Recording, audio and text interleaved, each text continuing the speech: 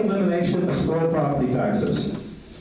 These are positive developments for homeowners who share my desire to completely replace school district property taxes.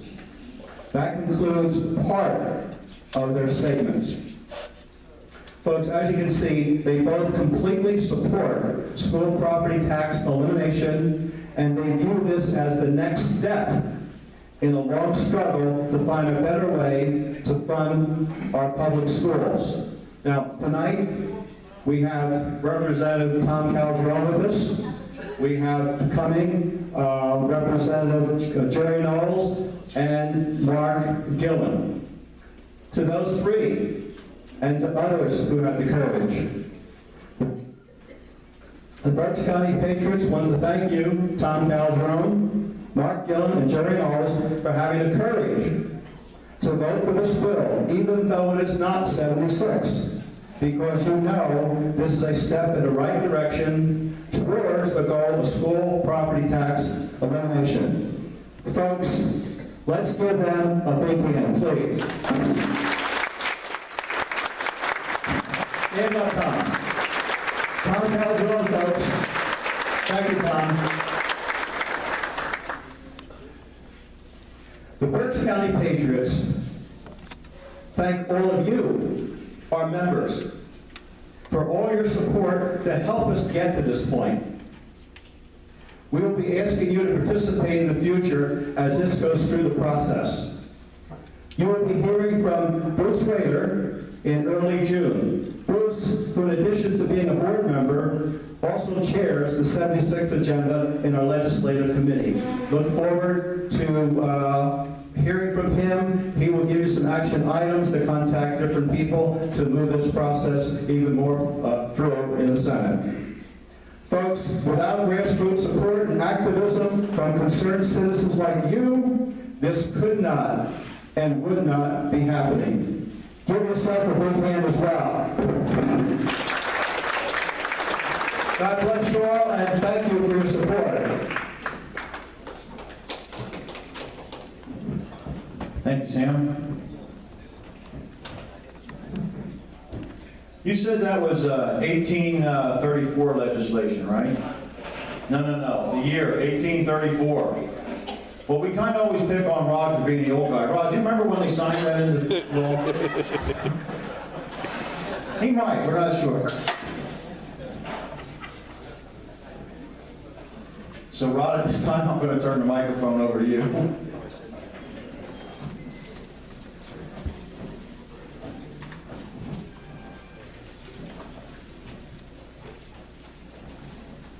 You're lucky you're not wearing it.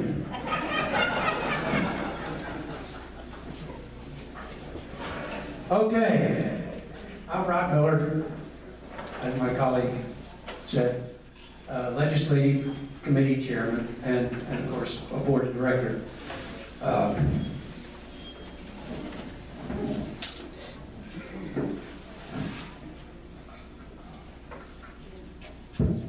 First of all, is Mark Gillen here yet? Is Jerry Knowles here yet?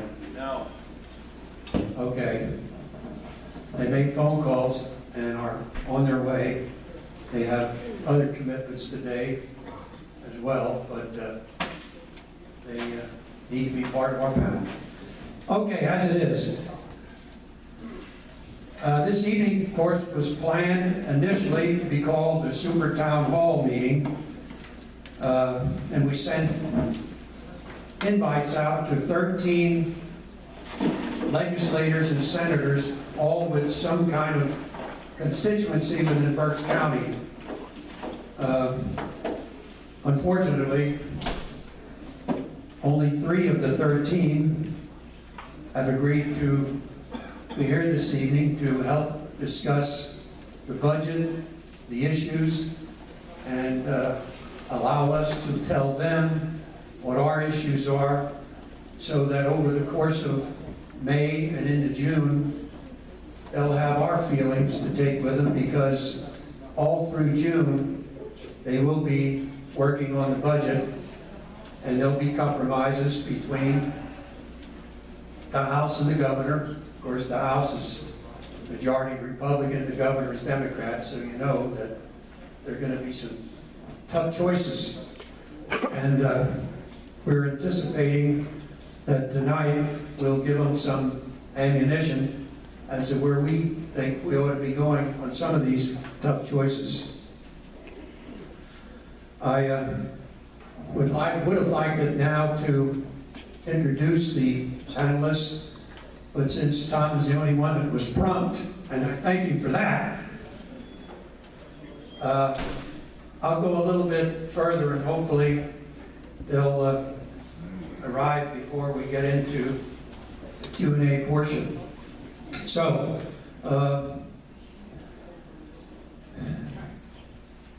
as of now, of course, we're looking at a governor's proposed budget, which is a 15% increase over the spending of the past year. And we understand that that obviously is not going to be the final draft. It just won't happen that way. There'll be all kind of machinations and changes until they have something that the House will approve and the governor would sign. So that's what the two-party system is all about.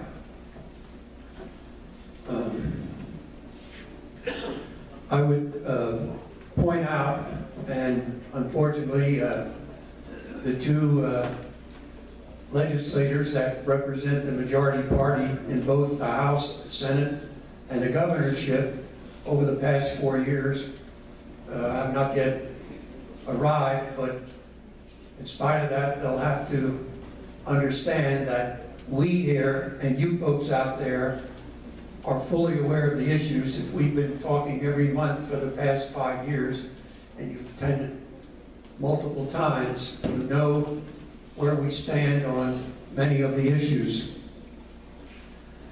And concerns that we have, if I only cited a few examples, there are others that have declared that Pennsylvania is the most corrupt state in the nation as far as the government goes. And you can only think over the past year or two, we have 2 Supreme Court justices, one shamefully resigned for distributing pornography, and the other one for using public funds for her private re-election.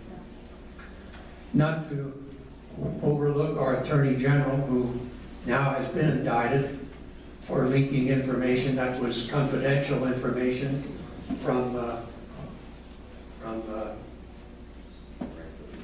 grand jury committees. Thanks. That brain not clear. In addition to that, we have, I guess, at least one, if not 2, speakers of the House served time. We have a senator, we have other politicians. So there's been a plethora of politicians and higher officials have felt the wrath of the courts and the wrath of us for inappropriate behavior and issues which basically are challenging the ethics of government.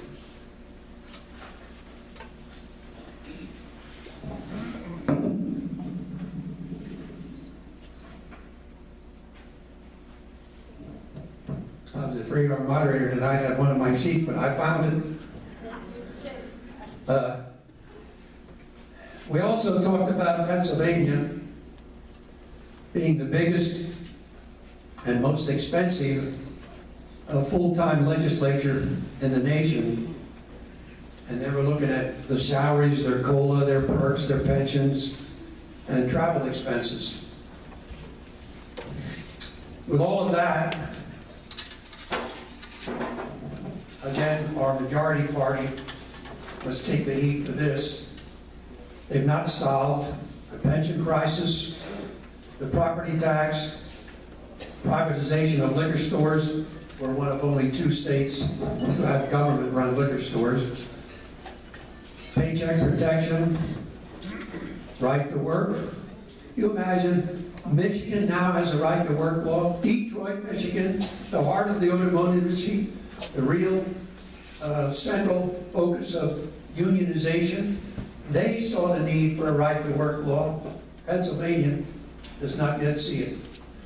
I don't know what it's going to take, but I've been on that one since 1968. I'm not quitting. I may not be around when it's passed, but I'm not quitting.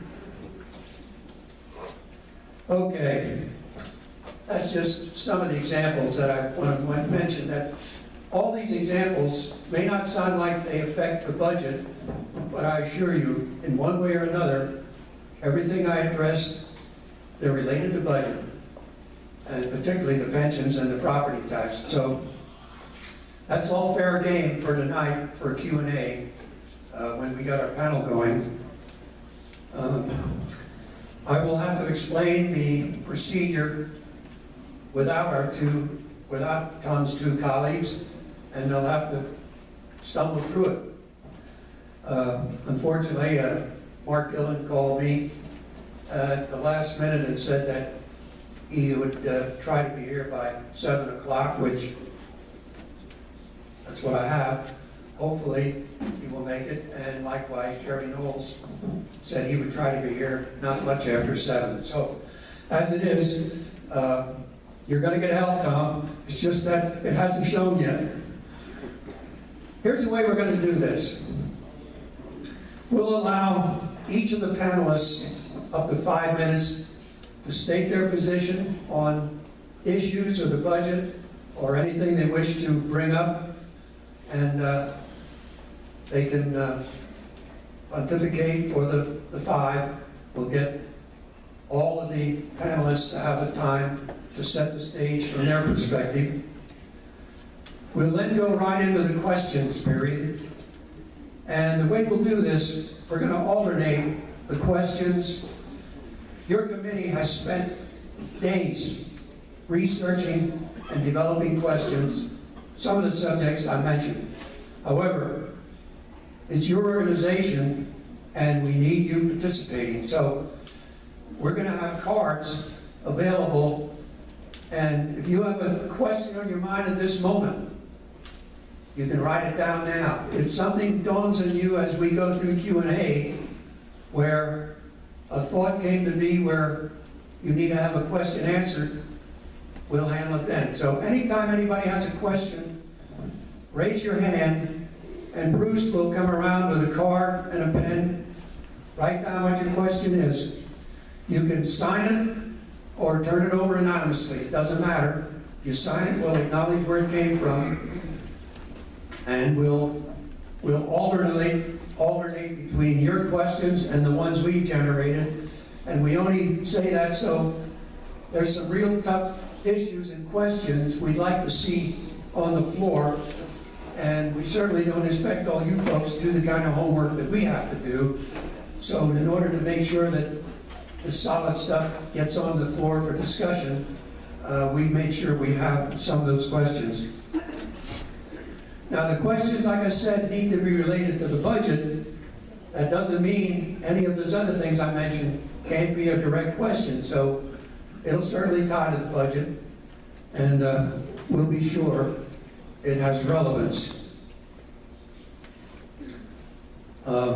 We would ask the panelists to attempt to be reasonably direct with the answers, and try to keep it to the subject in order that to get a lot of questions on the floor, a lot of answers, a lot of ideas, so that we can leave here this evening and think that we've discussed the issues. Mark, Rod, all here. They're all here. Okay.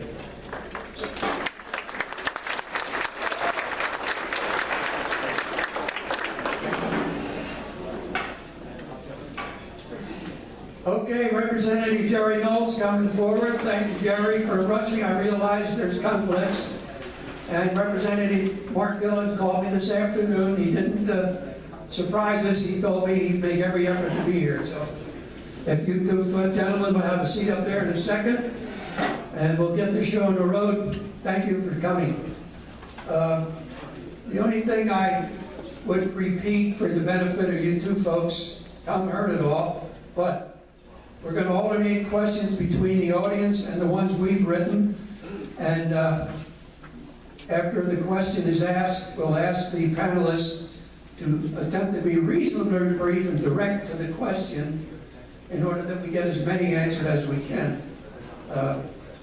Other than that, I've addressed the group with our concerns with what's out there related to the budget, property taxes, pensions, you know what they are, certainly. And I did admonish the Republicans that were in power all this time, and that's where these issues are laying, with the Republicans in the majority, to make sure that Tom knows it's a two-way street here. Okay, having said all that, let me do this. I slowed down what I had to say in hopes that they would arrive before it was time to announce. So may I introduce our panelists first, and ask, first of all, Representative Mark Gillen, who's the 128th District Rep. Please have a seat up here, Mark. You've got a tent in front of whichever seat is yours. In addition, then we have Representative Jerry Knowles, the 126th District. 124, you're right. Sorry. You guys better be right on that one. Yeah. You might be pushing for the wrong votes in the wrong district. And finally, we have Tom Calderon, who's the 127th. And that's our three elected officials. Remember, these are the three, call it guts, call it what you will. They're willing to sit up here and listen to us, and we're their employer. Remember that. Okay. Now, because we were light on our representative and legislators' response, we did search for a third party to have a perspective from a taxpayer or organizations that are really there lobbying in the interest of non-politicians, so to speak. And through doing that, we decided and appreciate that what we've got now is a representative of the Americans for Prosperity, and that's Beth Ann Mumford. So Beth Ann, please join the three colleagues up here.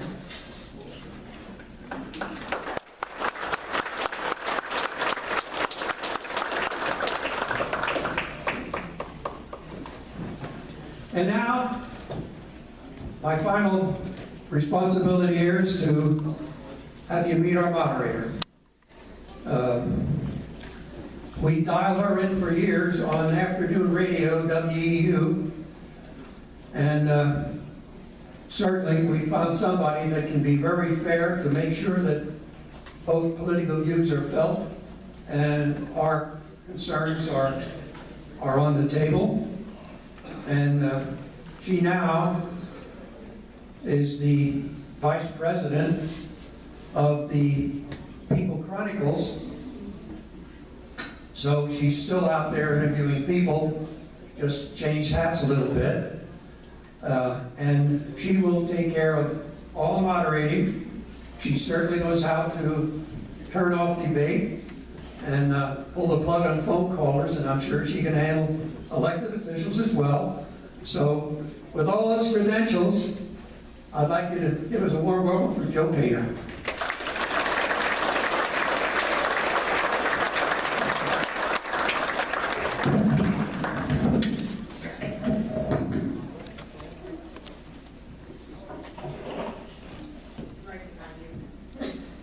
Thank you, Rod.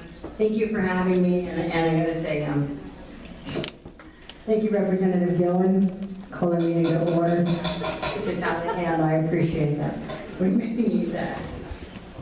I want to start really by saying thank you for coming out tonight. Having spent 30 years in radio and listening to public discourse about a variety of political issues, we've arrived at a place of apathy, a lot of that goes on, and a place of, well, not really sure what is even going on. We get to election day and you can't imagine, you've heard it, who should I vote for?